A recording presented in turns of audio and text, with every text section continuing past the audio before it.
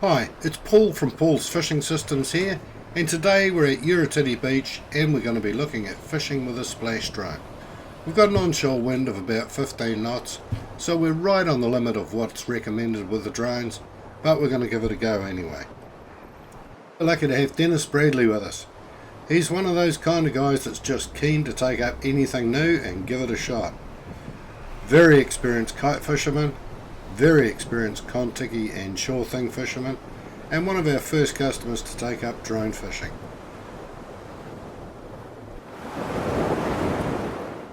When you're drone fishing, battery power in the drone is everything. So Dennis gets everything prepared, all the hooks baited, puts a handful of sand over the baits just to keep the seagulls off them, and he does all of this before he even sets the drone up. Today Dennis is setting 8 hooks and he's using an 8-ounce breakout sinker to hold the gear in place once it's set, and using a breakout sinker with a drone is absolutely essential because with this amount of line out the current can easily drag any normal weight. As usual, Dennis is very well set up. He's got his tarpaulin launching pad and he's got an electric rod and reel to die for. Drones need to be assembled and set up correctly. Here Dennis is putting the legs on. Now he's going to fit the hook release mechanism. This is a remote controlled device. When you want the hooks to drop, you just press the button, a pin moves along, releases a loop with your hooks on it, and that sets your line. All drones that are capable of any real distance require some form of calibration, and the calibration is all about programming into the drone where home is on the particular day that you're fishing. So it's a little bit of a procedure, but if you follow it exactly you'll have no problems with it.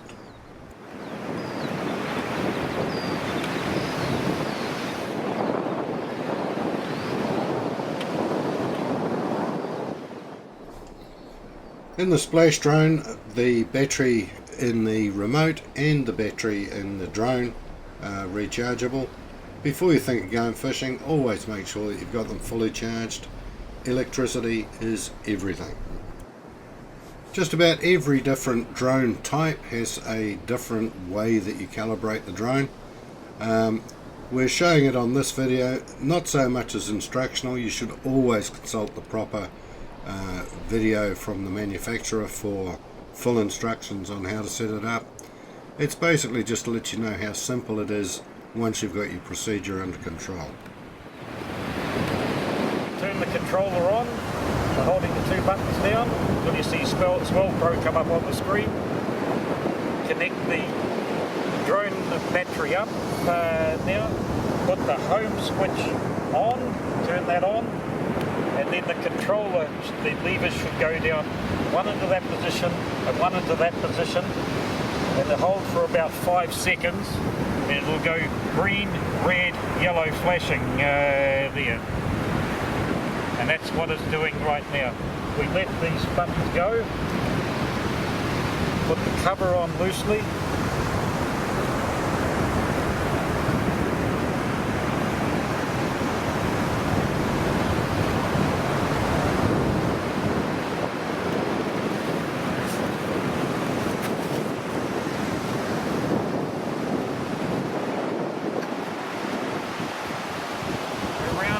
upside down there.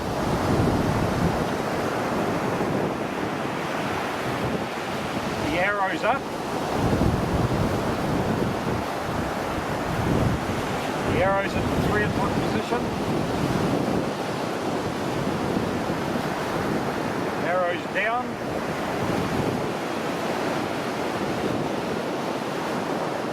Arrow's at the 9 o'clock position.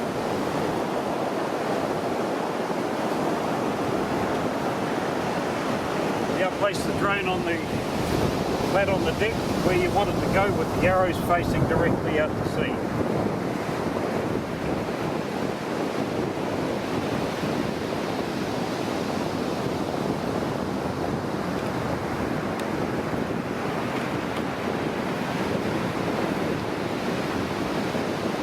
wait till it's just green flashing only. It's just a matter of waiting here now until it accepts that program. So there we are, green only. We'd be happy with it. We now turn the drone off. Always got to turn the drone off first, then you turn the controller off second.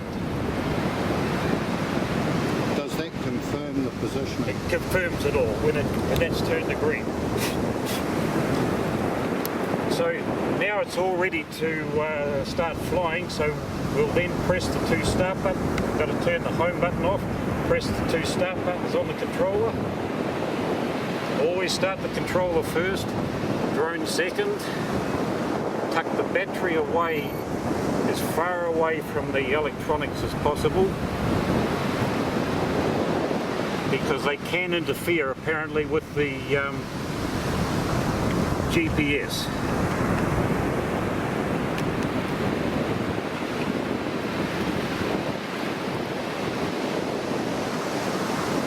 Fasten the top down.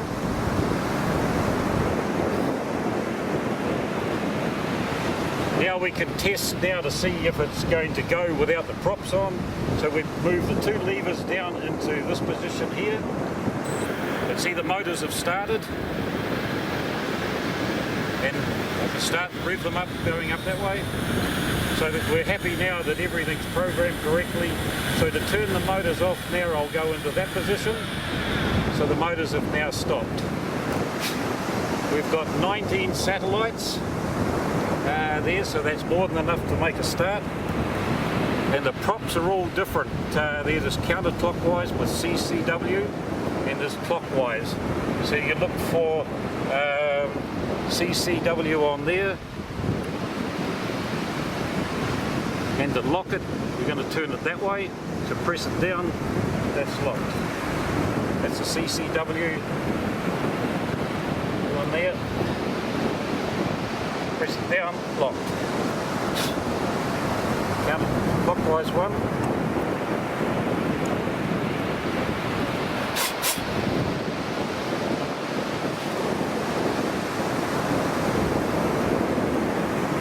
Just check to make sure they have locked.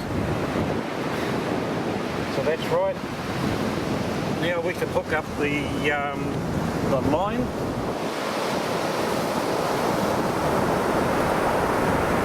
On the controller we've got the release button here. You can see the release working here at the moment. Just put that into there. But now that's the tow line. So when it gets out there, we'll press this and it'll drop off.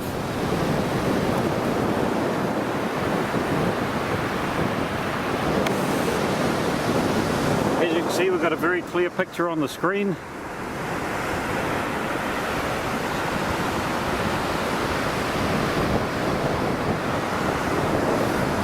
Okay, we're nearly ready to go. Make sure there's no tension on the line.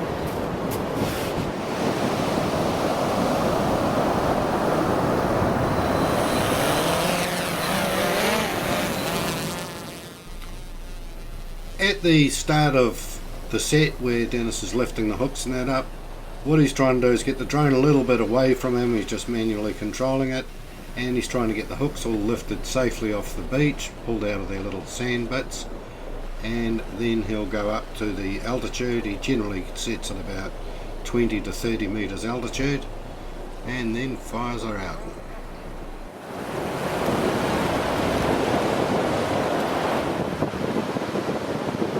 We've still got 15.3 volts of battery and 23.2 meters out with 375 meters at the moment. 380, 385. Now I'll just slow it down there before I drop the hooks so you actually see them in the middle of the screen. See the hook bouncing in the middle of the screen here? I'm going to drop it now. There it is, dropped now. Down. So we're going to bring the drone back now. How far out were we? 398 metres, and the drone is 23.2. It's hovering at the moment. So we're going to press the home button now. So all going well, it should be returning now. It's 387, 380, 375 metres out now.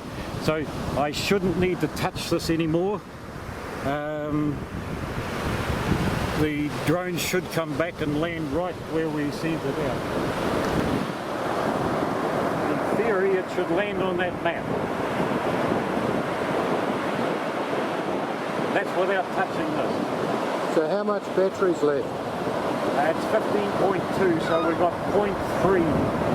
We've used quite a bit because of the headwind, and that's quite strong. It's 75 metres away now. You'll find when it gets to here, it'll do a 180 degree turn.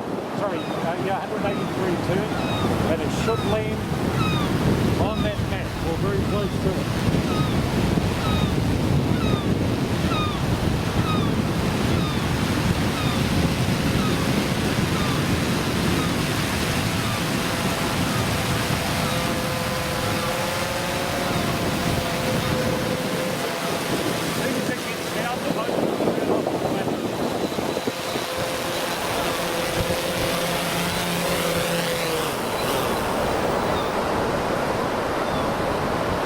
We haven't touched this controller. Many years ago I started off with kites there, but I found when we were away in the motorhome the wind was always in the wrong direction to get the flight to go out, the kites to go out. So then torpedoes was the way to go. And I used those for many years, and I was one of the first to use the Paul's fishing kite shore things. There I helped Paul a little with that. But getting a little bit older and wanted something easier to use, and drones took my fancy. This is so easy, you know, there to set up there. We've got the line sitting out there just on 400 metres at the moment. We can pack this up now, put it in the car, wait around there and reel our fish in, and we're ready to go home. Whereas with the torpedo, you're out in the water bringing it back in. You've got all the gear in the back of the car, you know, you're forever packing up. We can start packing up now. That's the good thing, well, one of the good things with this. And it's so small, and people are fascinated to see it, you know, in use. When you press that home button, it comes back on its own and it lands right where it left from. Today it's rather windy. It landed around about half a metre away from where we sent it away from, but that's pretty good. We couldn't have landed it better manually. We could have brought it down manually, but I think this is easier on the automatic. So that's a drone. So easy to pull the line in with this there. All you do is put this lever up, and we've got 470 metres to go. It's showing on the lever here, pulling in around about 140 metres a minute.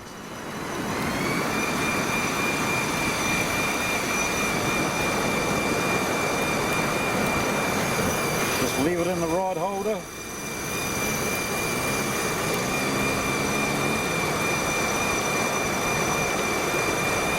I've now used the drone around about 6 or 8 times. We've only had about 7 or 8 fish so far, but we're still learning it, learning how to use it. It's a bit scary at the start. You think, well, is it going to come back there? But that home button just makes it so easy. We practiced up and down the beach here at Urititi a few times, and you know, made sure we're familiar with it. Maybe we shouldn't be in the conditions we're in tonight in this wind, but not good learning.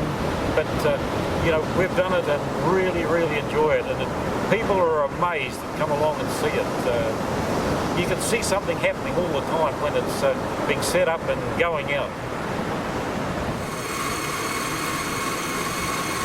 Is that flat out? No. Wow.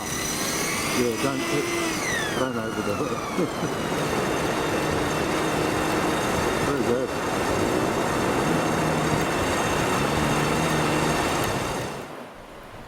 Well, no fish. They just weren't cooperating today.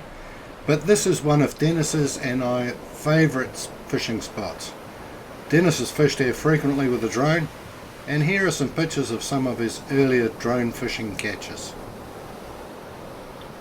The Splashdrone setup that we're using today, including the release system and an extra battery, is around $3,000. So it's a mid-price range drone. There are other drones out there that are far more expensive, and there are also some that are quite a bit cheaper that are suitable for fishing. So check out our other videos and you'll see more of the range. If you're considering getting into drone fishing, give Paul's Fishing Systems a call or drop us an email. We have immense experience in multi-hook rigs fishing anywhere up to 2,000 metres offshore. Nobody can give better advice than we can. And also we're going to have public demos around the country, so make sure you've got your name with us so that you'll know when and where to see the drones in action.